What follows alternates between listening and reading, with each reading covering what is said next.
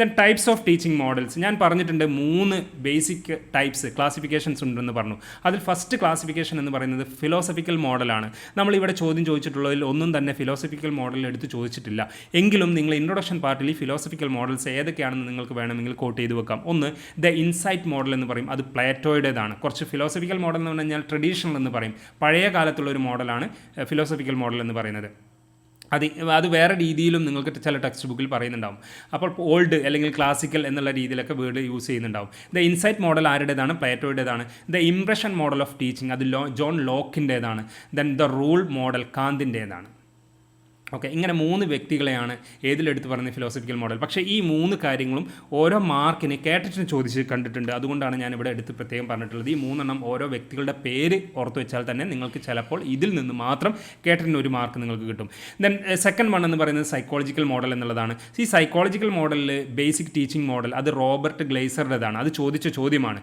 Then രണ്ടാമത്തത് an interaction model of teaching ഫ്ലെൻഡേഴ്സിൻ്റേതാണ്. ഫ്ലെൻഡറുടേതാണ് ഇൻട്രാക്ഷൻ മോഡൽ ഓഫ് ടീച്ചിങ്. ഇത് രണ്ടും ആവർത്തിച്ച് ചോദിക്കുന്ന ഒരു ചോദ്യമാണ്. അത് സൈക്കോളജിക്കൽ മോഡൽ വരുന്നതാണെന്നുള്ള പ്രത്യേകം നിങ്ങൾ നോട്ട് ചെയ്യണം. അതായത് ബേസിക് ടീച്ചിങ് മോഡലും ഇൻട്രാക്ഷൻ മോഡൽ എന്ന് പറയുന്നതും സൈക്കോളജിക്കൽ മോഡലാണ്. സൈക്കോളജിക്കൽ മോഡൽ എന്ന് പറഞ്ഞാൽ കോഗ്നിറ്റീവ് ഡെവലപ്മെൻറ്റ്സിന് ഫോക്കസ് കൊടുക്കുന്ന മോഡലുകളാണ് സൈക്കോളജിക്കൽ മോഡൽ എന്ന് പറയുന്നത്. ദ ലാസ്റ്റ് വൺ ഈ സൈക്കോളജിക്കൽ മോഡൽ വരുന്നത് കമ്പ്യൂട്ടർ ബേസ്ഡ് ടീച്ചിങ് മോഡൽ എന്നുള്ളതാണ്. ഉദാഹരണത്തിന് നിങ്ങളോട് an interaction model of teaching ആണ് ചോദ്യം ചോദിച്ചതെന്ന് വിചാരിക്കുക. അപ്പോൾ ഇൻട്രൊഡക്ഷൻ പാർട്ടിൽ ടീച്ചിങ്ങിൻ്റെ മോഡൽസ് ഓഫ് ടീച്ചിങ്ങിനെ 3 ആയിട്ട് ക്ലാസിഫൈ ചെയ്തിട്ടുണ്ട്. അതിലൊരു മോഡലാണ് സൈക്കോളജിക്കൽ മോഡൽ. ആ സൈക്കോളജിക്കൽ മോഡലിൽ 3 മോഡലുകളാണുള്ളത്. അതിൽ ഒന്നാണ് ഇൻട്രാക്ഷൻ മോഡൽ എന്ന് പറയുന്നത്, അല്ലെങ്കിൽ ഫ്ലെൻഡേഴ്സിൻ്റെ മോഡൽ. എന്നിട്ട് അവയെ എക്സ്പ്ലെയിൻ ചെയ്ത് കഴിഞ്ഞ് കഴിഞ്ഞാൽ നിങ്ങൾ വളരെ കണ്ണിങ് ആയിട്ടാണ് ആൻസർ എഴുതുന്നത് എന്നുള്ളത് ഇൻവിജിലേറ്റേഴ്സ് അല്ലെങ്കിൽ വാല്യുവേഷന് നടത്തുന്ന ആൾക്ക് വ്യക്തമായി മനസ്സിലാകും. അത് ബാക്കിയുള്ള കാര്യങ്ങൾ നോക്കാതെ പോലും നിങ്ങൾ ഒരു പക്ഷേ ഫുൾ മാർക്ക് നിങ്ങൾക്ക് കിട്ടുന്ന സാഹചര്യങ്ങളൊക്കെ ഉണ്ടാവാറുണ്ട്. ദെൻ ലാസ്റ്റ് മോഡൽ എന്ന് പറയുന്നത് മോഡേൺ ടീച്ചിങ് മോഡലാണ്. അതായത് ഇപ്പോൾ യൂസ് ചെയ്യുന്ന പ്രധാനപ്പെട്ട മോഡൽ. അപ്പോൾ ഇവയെ അതായത് മോഡേൺ ടീച്ചിങ് മോഡലിനെ മാത്രം ഉൾപ്പെടുത്തിക്കൊണ്ട് ചോദ്യം ചോദിച്ചിട്ടുണ്ട്. അതായത് മോഡേൺ ടീച്ചിങ് മോഡൽസുകൾ ഏതൊക്കെയെന്നുള്ളത്, അതായത് ഈ 4 എണ്ണം നമുക്കിവിടെ എഴുതാൻ പറ്റും. Modern teaching model Joyce and Weils 1980 provide ചെയ്തിട്ടുള്ളതാണ്, അല്ലെങ്കിൽ കൊണ്ടുവന്നിട്ടുള്ളതാണ്.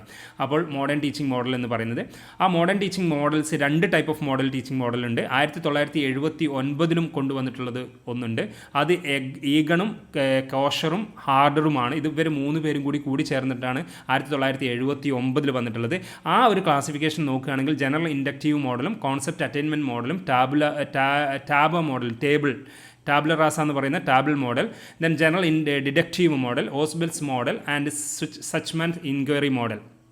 ഇത് നിങ്ങളോട് ഈ ഒരു യൂണിറ്റിൽ ചോദിക്കില്ല, പക്ഷേ പെഡഗോഗിക്കൽ ഏരിയയിലേക്ക് ഇത് കടന്നു വരുന്നതായിട്ട് നിങ്ങൾക്ക് കാണാനും കഴിയും. അപ്പോൾ ഇതൊന്ന് ജസ്റ്റ് നോട്ട് ചെയ്ത് വെച്ചാൽ മതി. പക്ഷേ ഇവിടെ ഈ യൂണിറ്റിൽ നിങ്ങളോട് ചോദിക്കുന്നത് ജോയ്സ് ആൻഡ് വെയിലിൻ്റെ 1980 പ്രൊവൈഡ് ചെയ്തിട്ടുള്ള മോഡേൺ ടീച്ചിങ് മോഡലിനെ കേന്ദ്രീകരിച്ചുകൊണ്ടാണ്. അതിൽ പ്രധാനമായിട്ടും 4 എണ്ണമാണുള്ളത്. 1 information processing model, 2 social interaction model, 3 behaviour modification model, then last 1 personal model. ഇങ്ങനെ 4 മോഡേൺ ടീച്ചിങ് മോഡലുകളാണ്. ഈ മോഡേൺ ടീച്ചിങ് മോഡൽ എന്തൊക്കെയാണെന്നുള്ളത് മാത്രമായിട്ടൊരു ചോദ്യം ചോദിക്കും. അതല്ലെങ്കിൽ നിങ്ങൾ നേരത്തെ കണ്ടിട്ടുള്ള ബിഹേവിയർ മോഡിഫിക്കേഷൻ മോഡലും സോഷ്യൽ ഇൻട്രാക്ഷൻ മോഡലും തമ്മിലുള്ള കമ്പാരിസൺ ചിലപ്പോൾ ചോദിക്കാം. അല്ലെങ്കിൽ ഇവയിൽ ഏതെങ്കിലും ഒന്ന് മാത്രമായിട്ട് എടുത്ത് ചോദിക്കാൻ സാധ്യതയുണ്ട്. അതിൽ ചിലപ്പോൾ മിക്കവാറും ഇൻഫർമേഷൻ പ്രോസസ്സിംഗ് മോഡലോ അല്ലെങ്കിൽ പേഴ്സണൽ മോഡലോ ഒക്കെ ആയിരിക്കാം, അല്ലെങ്കിൽ ഇവ രണ്ടുമായിട്ടും ചോദിക്കാം. അപ്പോൾ ഈ ഒരു കാര്യം നിങ്ങൾ ഫുള്ളായിട്ട് പഠിക്കൽ നിർബന്ധവുമാണ്. അപ്പോൾ ഈ ഒരു ക്ലാസ്സിൽ ഇതിൻ്റെ ചോദ്യങ്ങളെ കേന്ദ്രീകരിച്ചുകൊണ്ടായിരിക്കും വരിക. ഇതിൻ്റെ പോയിൻറ്റ്സുകളാണ് ഞാൻ ലിസ്റ്റ് ചെയ്യുന്നത്. ഈ പോയിൻറ്റ്സുകൾ കിട്ടിക്കഴിഞ്ഞ് കഴിഞ്ഞാൽ നിങ്ങൾക്ക് എക്സാം എഴുതാവുന്നതാണ്. ഫസ്റ്റ് വൺ നമ്മൾ നോക്കുന്നത് ബേസിക് ടീച്ചിങ് മോഡൽ എന്നുള്ളതാണ്. ഈ ബേസിക് ടീച്ചിങ് മോഡൽ ആരുടേതാണ്? റോബർട്ട് ഗ്ലേസറുടേതാണ്. അത് 1962 ഇത് ഡെവലപ്പ് ചെയ്തിട്ടുള്ളത്. ഇയർ നോക്കുക, ഇയറും കൂടി കൊടുത്താൽ നല്ലതാണ്. ആ വ്യക്തികളുടെ പേര് എങ്ങനെയെങ്കിലും നിങ്ങളത് ഉൾപ്പെടുത്താൻ വേണ്ടി ശ്രമിക്കുക. വ്യക്തികളുടെ പേര് ഉൾപ്പെടുത്തി കഴിഞ്ഞ് കഴിഞ്ഞാൽ നിങ്ങളുടെ മാർക്കിൻ്റെ ഫുൾ മാർക്ക് കിട്ടാനുള്ള സാധ്യത കൂടുതലാണ്. ഇനി എന്താണ് ഈ ബേസിക് ടീച്ചിങ് മോഡൽ എന്ന് പറഞ്ഞു കഴിഞ്ഞാൽ അത് കോൺസെപ്ഷ്യലൈസേഷൻ ഓഫ് ദി ടീച്ചിങ് പ്രോസസ്സ് എന്നുള്ളതാണ്. നമ്മൾ നടത്തുന്ന ആ സ്റ്റാർട്ടിങ് മുതൽ എൻഡ് വരെയുള്ള ടീച്ചിങ് പ്രോസസ്സിൻ്റെ ഒരു കോൺസെപ്ഷ്യലൈസേഷനാണ്. ഞാനിപ്പോൾ ഇന്ന് ക്ലാസ് എടുക്കുന്നതിൽ സ്റ്റാർട്ടിങ് ടു എൻഡ് വരെയുള്ളതിന് ഒരു കോൺസെപ്റ്റ് ഉണ്ട്. ടീച്ചിങ് മോഡലാണ്, അല്ലെങ്കിൽ ടീച്ചർ ആസ് എ പ്രൊഫഷൻ എന്നുള്ള ഒരു സംഭവമാണ് എന്നുള്ള ആ ഒരു കോൺസെപ്ഷ്യലൈസേഷൻ ഉണ്ട്. അത് തന്നെയാണ് ഞാൻ നിങ്ങൾക്ക് പ്രൊവൈഡ് ചെയ്യാൻ വേണ്ടി ശ്രമിക്കുന്നത്. ആ ഒരു സെൻസ് നമ്മളിൽ എന്തുണ്ടാവണം? ഈ ബേസിക് ടീച്ചിങ് മോഡൽ ത്രൂ ഉണ്ടാവണം എന്നുള്ളതാണ് ഇവിടെ പറയുന്നത്. ദെൻ ഇതിനെ മറ്റൊരു പേര് കൂടി എടുത്തു പറയാൻ പറ്റും, സ്ട്രിപ്പ്ഡ് ഡൗൺ ടീച്ചിങ് മോഡൽ എന്നാണ് പറയുന്നത്. എന്താണ് മറ്റൊരു പേര് എന്ന് പറയുന്നത്? Stripped down teaching model with modification in the basic teaching model എന്നുള്ളതാണ്. ഓക്കെ, ഈ സ്ട്രിപ്പ്ഡ് ഡൗൺ ടീച്ചിങ് മോഡലിൽ 4 കോമ്പണൻസുകൾ അല്ലെങ്കിൽ 4 പാർട്സുകൾ ഉണ്ടെന്നുള്ളത് പറയുന്നുണ്ട്. ഏതൊക്കെയാണ്? 4 പാർട്സുകൾ ഉണ്ടെന്നുള്ളത് പറയുന്നുണ്ട്. ഏതൊക്കെയാണ് 4 പാർട്സുകൾ? ഈ 4 പാർട്സുകൾ ഇവിടെ സ്ക്രീനിൽ കാണാം. ഈ 4 പാർട്സുകൾ ബേസിക് ടീച്ചിങ് മോഡലിൽ നിങ്ങൾ നിർബന്ധമായിട്ടും ഉൾപ്പെടുത്തണം. ഞാൻ പറഞ്ഞു നിങ്ങളോട് എന്തൊക്കെയാണ് ഉൾപ്പെടുത്തേണ്ടത്. ഒന്ന്, ഇയർ ഏതാണ്, ആരാണ് വ്യക്തികൾ, അതേപോലെ തന്നെ ഇതിൻ്റെ മറ്റൊരു പേരെന്താണ്, നാലാമതായിട്ട് വരുന്നത് ഇതിൻ്റെ 4 പാർട്ടുകൾ എന്തൊക്കെയാണ്, കോമ്പണൻസുകൾ എന്തൊക്കെയാണ്. ഇത് ഇത്രയും കാര്യം എഴുതി കഴിഞ്ഞ് കഴിഞ്ഞാൽ നിങ്ങൾക്ക് ബാക്കിയുള്ളത് നിങ്ങളുടേതായിട്ടുള്ള അണ്ടർസ്റ്റാൻഡിങ്ങിൽ വായിച്ച് മനസ്സിലായത് എന്താണോ അത് എഴുതി വെച്ചാൽ മതി. ഒന്ന്, instructional objective, 2, entering behaviour, 3, instructional procedure, and finally performance assessment. എന്താണ് ഞാൻ ക്ലാസ് എടുക്കാൻ പോകുന്നത്, ഞാൻ നിങ്ങൾക്ക് പറഞ്ഞു തരാൻ ആഗ്രഹിക്കുന്ന അതിന് ചില ഒബ്ജക്റ്റീവ്സ് ഉണ്ട്. ഇന്ന കാര്യങ്ങൾ നിങ്ങൾക്ക് കിട്ടണമെന്ന് എനിക്ക് വ്യക്തമായ ധാരണ ഉണ്ടാവണം. അപ്പോൾ അതിനെയാണ് ഇൻസ്ട്രക്ഷണൽ ഒബ്ജക്റ്റീവ് എന്ന് പറയുന്നത്. എന്നിട്ട് എൻറ്ററിങ് ബിഹേവിയർ, നമ്മൾ അതിലേക്ക് വരുന്നു. ഞാൻ ക്ലാസ് എടുക്കുന്നു, entering behaviour. Then instructional procedures follow ചെയ്യുന്നു. കാര്യങ്ങൾ എന്തൊക്കെ ചെയ്യണം, ഞാൻ എങ്ങനെ ബോഡി യൂസ് ചെയ്യണം, എങ്ങനെ ഗസ്റ്റേഴ്സ് യൂസ് ചെയ്യണം, എങ്ങനെ വോക്കൽ യൂസ് ചെയ്യണം, അതേപോലെ തന്നെ മറ്റെന്തെങ്കിലും സപ്പോർട്ടിംഗ് ഉണ്ടെങ്കിൽ അതെങ്ങനെ യൂസ് ചെയ്യണം. അങ്ങനെ ഇൻസ്ട്രക്ഷണൽ പ്രൊസീജിയേഴ്സ്, എന്തൊക്കെ ടീച്ചിങ് എയ്ഡുകൾ നോൺ ടീച്ചിങ്ങുകൾ യൂസ് ചെയ്യണം എന്നുള്ളതൊക്കെയാണ് ഇൻസ്ട്രക്ഷണൽ പ്രൊസീജിയേഴ്സ് എന്നുള്ളതുകൊണ്ട് അർത്ഥമാക്കുന്നത്. എന്നിട്ട് ഈ കൊടുത്ത് ഞാൻ ക്ലാസ് തന്നതിന് ശേഷം നിങ്ങളെ ഒരു അസസ്മെൻറ്റ് നടത്തണം. അല്ലെങ്കിൽ നിങ്ങൾക്കത് മനസ്സിലായിട്ടുണ്ടോ, അറിയാത്തവരെന്തെങ്കിലും ഉണ്ടോ, അതിൽ സമ്മേറ്റീവ് അസസ്മെൻറ്റ് ഉണ്ട്, ഫോർമേറ്റീവ് അസസ്മെൻറ്റ് ആണ്. അതൊക്കെ നിങ്ങൾ നേരത്തെ പഠിച്ചിട്ടുണ്ടാവും. എന്താണ് സമ്മേറ്റീവ് അസസ്മെൻറ്റ്, എന്താണ് ഫോർമേറ്റീവ് അസസ്മെൻറ്റ്. സമ്മേറ്റീവ് അസസ്മെൻറ്റ് എന്ന് പറഞ്ഞു കഴിഞ്ഞാൽ ഓരോ കോഴ്സിൻ്റെയും എൻഡിൽ നടത്തുന്നതിനെയാണ് സമ്മേറ്റീവ് അസസ്മെൻറ്റ് എന്ന് പറയുന്നത്. എന്നാൽ ഫോർമേറ്റീവ് അസസ്മെൻറ്റ് എന്ന് പറഞ്ഞു കഴിഞ്ഞാൽ നമ്മൾ ക്ലാസിൻ്റെ ഇടയിൽ തന്നെ നടത്തുന്ന അസസ്മെൻറ്റിനെയാണ് ഫോർമേറ്റീവ് അസസ്മെൻറ്റ് എന്ന് പറഞ്ഞത്. അപ്പോൾ നിങ്ങളൊക്കെ ഒരു ലെവലിലേക്ക് മുകളിലുള്ള അഡൽട്ട്ഹുഡിലുള്ള കുട്ടികളാണ്. അപ്പോൾ അതിൽ സമ്മേറ്റീവ് അസസ്മെൻറ്റ് എത്രത്തോളം ഇമ്പോർട്ടൻസ് ഉണ്ടെന്നുള്ളത് കുറവാണ്. പക്ഷേ നമ്മൾ സ്കൂൾ തലത്തിലുള്ള കുട്ടികളിൽ സമ്മേറ്റീവ് അസസ്മെൻറ്റ് വളരെ വളരെ ഇമ്പോർട്ടൻ്റ് ആണ്. അല്ലെങ്കിൽ ഓഫ്ലൈനിൽ പഠിക്കുന്ന ഒരു കുട്ടികളാണെങ്കിൽ, ഏത് ഡിഗ്രി ആണെങ്കിലും പി ജി ആണെങ്കിലും മറ്റൊക്കെ ഓഫ്ലൈനിൽ ക്ലാസ് റൂമിൽ ഇരുന്ന് പഠിക്കുകയാണെങ്കിൽ സമ്മേറ്റീവ് അസസ്മെൻറ്റ് വളരെ ഇമ്പോർട്ടൻ്റ് ആണ്. അപ്പോൾ സമ്മേറ്റീവ് അസസ്മെൻറ്റും ഫോർമേറ്റീവ് അസസ്മെൻറ്റും ഉപയോഗിച്ചുകൊണ്ട് നമുക്ക് എന്ത് ചെയ്യാൻ പറ്റും, ഈ പെർഫോമൻസിനെ അസസ് ചെയ്യാൻ പറ്റും. അപ്പോൾ ബേസിക് ടീച്ചിങ് മോഡലിൻ്റെ 4 കോമ്പണൻസുകൾ ഏതൊക്കെയാണെന്ന് ചോദിച്ചു കഴിഞ്ഞാൽ, 1, instructional objective, 2, entering behaviour, 3, instructional procedure, and last 1, performance assessment. ഇത് തന്നെ നിങ്ങൾക്ക് എന്ത് ചെയ്യാൻ പറ്റും, ഒരു ഗ്രാഫിലൂടെ എക്സ്പ്ലെയിൻ ചെയ്യാൻ പറ്റും. അത് വരച്ച് വെച്ചിട്ട് അതിന് ഡീറ്റെയിൽഡ് ആയിട്ട് നിങ്ങൾ പറയാൻ വേണ്ടി ശ്രമിക്കുക. അങ്ങനെയാണെങ്കിൽ നിങ്ങൾക്ക് ബേസിക് ടീച്ചിങ് മോഡൽ, ഗ്ലേസിയസിൻ്റെ ബേസിക് ടീച്ചിങ് മോഡൽ 1962 വന്നിട്ടുള്ള ബേസിക് ടീച്ചിങ് മോഡലിനെ കുറിച്ച് നിങ്ങൾക്ക് ഡീറ്റെയിൽഡ് ആയിട്ട് ഒരു എസ്സേ ആയിട്ട് തന്നെ എഴുതാൻ പറ്റും. ദെൻ സെക്കൻഡ് വൺ, ഈ ഒരു സൈക്കോളജിക്കൽ മോഡൽ വരുന്ന സെക്കൻഡ് മോഡലാണ് എന്ന് പറയുന്നത് and interaction model of teaching. ഇത് പലപ്പോഴായിട്ട് ആവർത്തിച്ച് ചോദിച്ചിട്ടുള്ള ചോദ്യമാണ്. മക്കളെ, നിങ്ങൾക്ക് ഫോളോ ചെയ്യാൻ ഉണ്ടാകുമെന്ന് വിചാരിക്കുന്നു. ഞാൻ വീണ്ടും കണ്ടിന്യൂ ചെയ്യുകയാണ്. എന്തെങ്കിലും പ്രോബ്ലംസ് നിങ്ങൾ ഫേസ് ചെയ്യുന്നുണ്ടെങ്കിൽ നിങ്ങൾക്ക് പറയാവുന്നതാണ്. ഞാൻ ക്ലാസ് കണ്ടിന്യൂ ചെയ്യാൻ തന്നെ കരുതുകയാണ്. ഓഡിയബിൾ ആണ്, വിസിബിൾ ആണെന്ന് കരുതുന്നു, സ്ക്രീൻ വിസിബിൾ ആണെന്ന് കരുതുന്നു. സോ നെക്സ്റ്റ് വൺ എന്ന് പറയുന്നത് ഇൻട്രാക്ഷൻ മോഡലാണ്. അതും സൈക്കോളജിക്കൽ മോഡലാണ്. ഇൻട്രാക്ഷൻ മോഡൽ എന്ന് പറയുന്നത് ഡിവൈഡഡ് ക്ലാസ് റൂം ബിഹേവിയർ. ഇദ്ദേഹം ആരാണ്, ഫ്ലെൻഡർ ഡിവൈഡ് ചെയ്തു ക്ലാസ് റൂം ബിഹേവിയറിനെ 10 കാറ്റഗറി ആയിട്ട് ഡിവൈഡ് ചെയ്തു. അതിനെ ഫ്ലെൻഡേഴ്സ് 10 കാറ്റഗറി സിസ്റ്റം എന്നാണ് പറയുന്നത്. എന്താണ് ഫ്ലെൻഡർ ക്ലാസ് റൂം ബിഹേവിയറിനെ ബേസിക്കലി 10 കാറ്റഗറികളായിട്ട് ഡിവൈഡ് ചെയ്തു.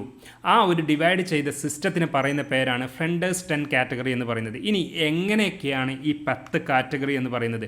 അതിൽ ഫസ്റ്റ് 7 കാറ്റഗറിയും ടീച്ചർ ടോക്ക് എന്നാണ് പറയുന്നത്. ടീച്ചേഴ്സ് ടോക്ക് അല്ലെങ്കിൽ ടീച്ചർ ടോക്ക്, ടീച്ചറിൻ്റെ ടോക്കാണ് 7 കാറ്റഗറിയിലും വരുന്നത്. ദെൻ നെക്സ്റ്റ് 2 കാറ്റഗറി എന്ന് പറയുന്നത് കുട്ടികളുടെ ടോക്കാണ്. കുട്ടികളുടെ ഫീഡ്ബാക്ക്, കുട്ടികളുടെ റെസ്പോൺസ്, കുട്ടികളുടെ റിയാക്ഷൻ. ഈ 2 കാറ്റഗറി എന്ന് പറയുന്നത് കുട്ടികളുടെ ടോക്കാണ്. ദെൻ ലാസ്റ്റ് വൺ, ഒരു പോസ്, ഇടയ്ക്കൊരു പോസ് നൽകണം, അല്ലെങ്കിൽ ഒരു സൈലൻസ് കൊടുക്കണം, അല്ലെങ്കിൽ ഒരു കൺഫ്യൂഷൻ ജനിപ്പിക്കണം. അപ്പോൾ കൺഫ്യൂഷൻ ജനിപ്പിക്കുമ്പോൾ ആ കുട്ടികൾക്ക് എന്തൊക്കെയോ കുറച്ച് കാര്യങ്ങൾ വേണ്ടതുണ്ട് എന്നുള്ള കുട്ടികളുടെ തലച്ചോറിൽ, അല്ലെങ്കിൽ ഒരു കൊഗ്നിറ്റീവ് ലെവൽ, അതായത് നമ്മൾ സൈക്കോളജിക്കൽ ആസ്പെക്റ്റ് ആണല്ലോ പഠിക്കുന്നത്, ആ കൊഗ്നിറ്റീവ് ലെവലിൽ വളർന്നു വരും. അപ്പോൾ അത്തരത്തിലൊരു പോസ് നൽകണം. അപ്പോൾ ഒരു പോസ് നൽകുമ്പോൾ, ഒരു സൈലൻസ് നൽകുമ്പോൾ കുട്ടികൾക്ക് ചിന്തിക്കാനും അതിനനുസരിച്ച് മറ്റെന്തെങ്കിലും ചോദ്യങ്ങളുണ്ടെങ്കിൽ ചോദിക്കാനും കൂടി കഴിയും.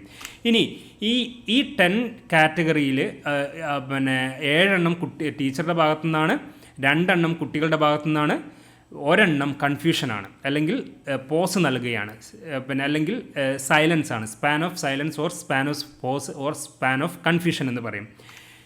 ഓക്കെ, ഈ 7 എണ്ണത്തിൽ ഇനി ഫസ്റ്റ് കാറ്റഗറി ആയിട്ടുള്ള 7 കാറ്റഗറി ഉണ്ടല്ലോ, അല്ലെങ്കിൽ ടീച്ചർ ടോക്കിൽ വരുന്ന 7 കാറ്റഗറി, അതിൽ ഇൻഡയറക്റ്റ് ടോക്കും വരുന്നുണ്ട്, ഡയറക്റ്റ് ടോക്കും വരുന്നുണ്ട്. ഇത് നമുക്ക് വേണമെങ്കിൽ ഒരു പിക്ചറായിട്ട് നിങ്ങൾക്കതിനെ പിന്നെ കാണിക്കാൻ പറ്റും. There are 4 important techniques to observe the interaction systematically എന്ന് പറയുന്നുണ്ട്. ആ നാല് ടെക്നിക്കുകൾ യൂസ് ചെയ്തുകൊണ്ട് നമ്മുടെ ഇൻട്രാക്ഷൻ ടെക്നിക്കുകളെ ഒബ്സർവ് ചെയ്യാൻ പറ്റും. അതിൽ ഒന്നാണ് ഇൻട്രാക്ഷൻ മോഡൽ എന്ന് പറയുന്നത്. അതിൽ പ്രധാനമായിട്ടും 4 വരുന്നത് എന്താണ്? ഈ 4 അതിലൊന്നാണ് ഈ പറഞ്ഞിട്ടുള്ള ഫ്ലണ്ടേഴ്സ് ഇൻട്രാക്ഷൻ അനാലിസിസ് കാറ്റഗറി സിസ്റ്റം. ഇതൊരു വൺ വേർഡ് ആയിട്ട് നിങ്ങളോട് ചോദിക്കാം, FIACS. ഇതിൻ്റെ ഫുൾ ഫോം എന്താണെന്നുള്ള രീതിയിൽ. അപ്പോൾ നിങ്ങൾ തീർച്ചയായിട്ടും എഴുതണം ഫ്ലണ്ടേഴ്സ് ഇൻട്രാക്ഷൻ അനാലിസിസ് കാറ്റഗറി സിസ്റ്റം എന്ന് പറയുന്നത്. മറ്റു ടെക്നിക്കുകൾ എന്ന് പറയുന്നത് reciprocal category system, then equivalent talk category, then verbal interaction category system. അപ്പോൾ ഞാൻ നേരത്തെ പറഞ്ഞതിലേക്ക് വരാം. എന്താണ് പിന്നെ 10 7 എന്താണ്? ടീച്ചേഴ്സ് ടോക്കാണ്, 2 പ്യൂപ്പിൾ ടോക്കാണ്, 1 കൺഫ്യൂഷനാണ് അല്ലെങ്കിൽ പോസാണ്. അപ്പോൾ ഈ 7 ഇൻഡയറക്റ്റ് ടോക്കുമുണ്ട്, ഡയറക്റ്റ് ടോക്കുമുണ്ട്. ഇതിനെ നമുക്ക് എന്ത് ചെയ്യാൻ പറ്റും? ഒരു പിക്ചറായിട്ട് വരച്ച് കാണിച്ചു കൊടുക്കാൻ പറ്റും. അപ്പോൾ ആ ടീച്ചർ ടോക്ക് 7 കാറ്റഗറിയിൽ പിന്നെ 4 എന്ന് പറയുന്നത് ഇൻഡയറക്റ്റ് ടോക്കും ബാക്കി 3 എന്ന് പറയുന്നത് ഡയറക്റ്റ് ടോക്കുമാണ്. ഇൻഡയറക്റ്റ് ടോക്കിൽ ആക്സെപ്റ്റ്സ് ഫീലിങ്സ് എന്നുള്ളതാണ്, പ്രൈസ് ഓർ എൻകറേജ്മെൻറ്റ്സ് എന്നുള്ളതാണ്. കുട്ടികളുടെ ഫീലിങ്സ് നമുക്ക് ആക്സെപ്റ്റ് ചെയ്യാൻ കഴിയണം. അതേപോലെ തന്നെ കുട്ടികൾ എന്തെങ്കിലും പ്രവർത്തികൾ ചെയ്യുന്നതിന് അതിനെ എൻകറേജ് ചെയ്യാൻ കഴിയണം. Then accept or use ideas of peoples എന്നുള്ളതാണ്. കുട്ടികളുടെ ഐഡിയകളെ നമുക്ക് ആക്സെപ്റ്റ് ചെയ്യാൻ കഴിയണം. അതേപോലെ തന്നെ ആസ്കിങ് ക്വസ്റ്റ്യൻസ്, നമ്മൾ ക്വസ്റ്റ്യൻസ് ചോദിച്ചു കൊണ്ടിരിക്കണം ഇടയ്ക്കൊക്കെ. ദെൻ ഈ ഡയറക്റ്റ് ടോക്ക് എന്ന് പറയുന്നത് എന്താണ്? ലെക്ചറിങ് ആണ്, ഗിവിങ് ഡയറക്ഷൻസ് ആണ്, ക്രിറ്റിസൈസിങ് ഓർ ജസ്റ്റിഫൈങ് അതോറിറ്റിയാണ്. അതായത് നിങ്ങൾ കുട്ടികൾ എന്തെങ്കിലും അനുസരണക്കേടോ കാര്യങ്ങളൊക്കെ ചെയ്യുകയാണെങ്കിൽ ക്രിറ്റിസൈസ് ചെയ്യുക, അത് ജസ്റ്റിഫൈ ചെയ്യുക, അതിൻ്റെ അത്തരത്തിലുള്ള അതോറിറ്റിയാണ്. അപ്പോൾ ഈ ഡയറക്റ്റ് എന്ന് പറയുന്നത് നമ്മൾ കൂടുതൽ ഭാഗം വരുന്നത് ഡയറക്റ്റ് ആയിരിക്കും. അത് ലെക്ചറിങ് വരും, ഗിവിങ് ഡയറക്ഷൻ കൊടുക്കും, ക്രിറ്റിസൈസിങ് വരും. ദെൻ ഇൻഡയറക്റ്റ് ആണ് ഈ പറഞ്ഞ സാധനങ്ങളെല്ലാം. ഫീലിങ്സിനെ ആക്സെപ്റ്റ് ചെയ്യുന്നു, എൻകറേജ് ചെയ്യുന്നു, അതേപോലെ തന്നെ ഐഡിയകളെ ആക്സെപ്റ്റ് ചെയ്യുന്നു, ദെൻ അതേപോലെ തന്നെ ക്വസ്റ്റ്യൻസ് ചോദിക്കുന്നു. ദെൻ പ്യൂപ്പിൾ ടോക്കിൽ നമുക്ക് 8 9 കാറ്റഗറി ഏതാണ്? അതിൽ പ്യൂപ്പിൾ ടോക്ക് റെസ്പോൺസ് വരുന്നുണ്ട്, പ്യൂപ്പിൾ ടോക്ക് ഇനീഷ്യേഷൻ വരുന്നുണ്ട്. കുട്ടികൾ റെസ്പോണ്ട് ചെയ്യുന്നുണ്ടോ എന്ന് നമുക്ക് മനസ്സിലാക്കാൻ പറ്റും. അതേപോലെ തന്നെ കുട്ടികളുടെ എന്തെങ്കിലും ഇനീഷ്യേഷൻസ് നടത്തുന്നുണ്ട്. നമ്മളൊരു പുതിയ ആശയം പറയുന്നു, ആ പറയുന്ന ആശയത്തിനെ കോൺട്രിബ്യൂട്ട് ചെയ്യുന്ന രീതിയിൽ എന്തെങ്കിലും ഇനീഷ്യേഷൻസോ അല്ലെങ്കിൽ എന്തെങ്കിലും ഒരു കാര്യം ചെയ്യാൻ വേണ്ടിയിട്ട് ഉടനെ തന്നെ എഴുന്നേറ്റ് കുട്ടി ആ കാര്യം ചെയ്യുന്നുണ്ടോ? അത്തരത്തിലുള്ള ഇനീഷ്യേഷൻസും കൂടി ഈ പ്യൂപ്പിൾ ടോക്കിൽ നമുക്ക് ഹൈലൈറ്റ് ചെയ്യാവുന്നതാണ് അല്ലെങ്കിൽ നോട്ട് ചെയ്ത് വെക്കാവുന്നതാണ്. ദെൻ ലാസ്റ്റ് വണ്ണാണ് നമ്മൾ ക്ലാസ് എടുക്കുന്നതിൻ്റെ ഇടയിൽ സൈലൻസ് കൊടുക്കുക. അതായത് ആ പറയുന്ന ഒരു കൂടുതലായിട്ടുള്ള ഒരു കണ്ടൻറ്റൊക്കെ നിങ്ങൾക്ക് കിട്ടുന്നുണ്ടെങ്കിൽ നിർബന്ധമായിട്ട് നമ്മൾ പോസ് കൊടുക്കുന്നതല്ലാണ്. ഇപ്പോൾ ഞാൻ തന്നിട്ടുള്ള ക്ലാസ്സിൽ പോസ് നിർബന്ധമാണെന്ന് എനിക്ക് നന്നായിട്ട് അറിയാം. പക്ഷേ നിങ്ങളുടെ ഒരു കാലിബറൊക്കെ ഒരു ഹയർ ലെവലിലേക്ക് നിൽക്കുന്നതായതുകൊണ്ടാണ് കണ്ടിന്യൂസ് ആയിട്ട് ക്ലാസ്സുകൾ തരുന്നത്. നിങ്ങൾക്കൊക്കെ വേണമെങ്കിൽ നമുക്കൊക്കെ ഇൻട്രസ്റ്റ് നമുക്ക് നല്ലോണം ഉണ്ടാവും. അപ്പോൾ ആ ഇൻട്രസ്റ്റ് ഉള്ള കുട്ടികൾക്ക് ഇപ്പം നിങ്ങൾ നോക്കുകയാണെങ്കിൽ നീറ്റിനും കീമിനൊക്കെ പോകുന്നവർ ഒരു സബ്ജക്റ്റിന് തന്നെ 5 മണിക്കൂറൊക്കെ ഇരുന്ന് ക്ലാസ്സിലിരിക്കും അല്ലേ. എന്നാൽ സ്കൂൾ തലത്തിൽ 10ാം ക്ലാസ്സിലും പ്ലസ് ടുവിൽ ഇരിക്കുന്ന കുട്ടികളാണ് 1 മണിക്കൂറിൽ കൂടുതൽ ഒരു ക്ലാസ്സിലും ഇരിക്കുന്നതായിട്ട് നിങ്ങൾ കണ്ടിട്ടുണ്ടോ? ഉണ്ടാവില്ല. കാരണം എന്താ? അവിടെ ഇൻട്രസ്റ്റിൻ്റെ ഇത് വരും. അപ്പോൾ മറ്റേത് നീറ്റിനും കീമിനോ മറ്റു കോമ്പറ്റേറ്റീവ് എക്സാംസിനൊക്കെ പോയിരുന്ന് പഠിക്കുന്നവർ, PSCക്കൊക്കെ പഠിക്കുന്നവരാണെങ്കിൽ എന്താണ് 5 മണിക്കൂർ ഒരു സാറിൻ്റെ ക്ലാസ് തന്നെ ഇരിക്കുന്നത് എന്തുകൊണ്ടാണ്? അവർ പൈസ കൊടുത്തിട്ട് അവരുടേതായിട്ടുള്ള ആവശ്യത്തിനാണെന്നുള്ളത് വ്യക്തമായ ധാരണ അവർക്കുണ്ട്. അത്തരത്തിലുള്ള കുട്ടികൾക്ക് എന്തുണ്ടാവും? സ്പാൻ ഓഫ് അറ്റൻഷൻ എന്നുള്ളത് 5 മണിക്കൂർ വരെയൊക്കെ കൊടുക്കാൻ പറ്റും. എന്നാൽ കുട്ടികളുടെ കാര്യത്തിൽ 45 മിനിറ്റ് അല്ലെങ്കിൽ 1 മണിക്കൂർ മാത്രമേ, അല്ലെങ്കിൽ സ്കൂൾ തലത്തിലൊക്കെ 45 മിനിറ്റ് 1 മണിക്കൂർ മാത്രമേ കൊടുക്കാൻ പറ്റുള്ളൂ. അപ്പോൾ അതുകൊണ്ടും കൂടിയാണ് നമ്മൾ ക്ലാസ് എടുക്കുന്ന സമയത്ത് കുട്ടികൾക്ക് ആദ്യം സബ്ജക്റ്റിലേക്ക് കൊണ്ടുവരണം എന്നൊക്കെ പറയുന്നത്. അതായത് മോട്ടിവേഷൻ കൊടുത്തിട്ട്, സബ്ജക്റ്റിനെ കേന്ദ്രീകരിച്ചിട്ടുള്ള ഒരു മോട്ടിവേഷനൊക്കെ കൊടുത്തിട്ട് ആ സബ്ജക്റ്റിലേക്ക് കൊണ്ടുവരണം, എന്നിട്ട് വേണം നമ്മൾ സബ്ജക്റ്റ് ക്ലാസ് കൊടുക്കാൻ എന്നുള്ളതാണ്. സോ ഇത്രയുമാണ് ഏതിൽ വരുന്നത്? പിന്നെ സൈക്കോളജിക്കൽ പ്രോസസ്സിൽ വരുന്ന ഫ്രണ്ടേഴ്സ് ഇൻട്രാക്ഷൻ മോഡലിൽ വരുന്നത്. സോ ഇതുമായി ബന്ധപ്പെട്ട് നിങ്ങൾക്ക് എന്തെങ്കിലും ഡൗട്ട്സുകളുണ്ടോ മക്കളെ? എന്തെങ്കിലും ഉണ്ടെങ്കിൽ നിങ്ങൾക്ക് ചോദിക്കാവുന്നതാണ്. കണ്ടിന്യൂ ചെയ്യാൻ പറ്റുമെന്ന് വിചാരിക്കുന്നു. ഇതുവരെ പറഞ്ഞിട്ടുള്ള ക്ലാസ്സുകളെല്ലാം നിങ്ങൾക്ക് ഓഡിബിൾ ആയിട്ടുണ്ട്, വിസിബിൾ ആയിട്ടുണ്ടെന്ന് കരുതുന്നു. ഓക്കെ.